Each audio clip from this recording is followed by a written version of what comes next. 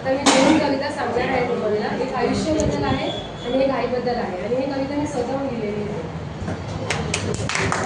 कवितेचं नाव असं आहे, आयुष्य एक सुंदर अनुभव. आयुष्य हे प्रत्येकाला भेटलेला एक सुंदर भेट.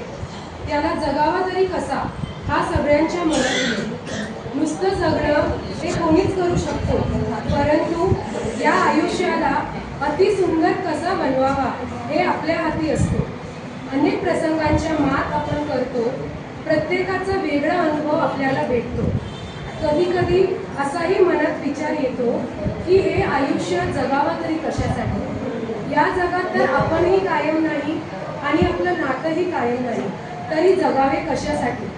तर एका कोपऱ्यातून मनाने या प्रश्नाचं असं उत्तर दिला ज्याने माझं आयुष्य जगण्याचा दृष्टिकोन बदलून गेला. आपलं जगणं असं असावा की जेणेकरून आपल्या अवतीभोवती असणाऱ्या लोकांना आपली साथ आवडावी.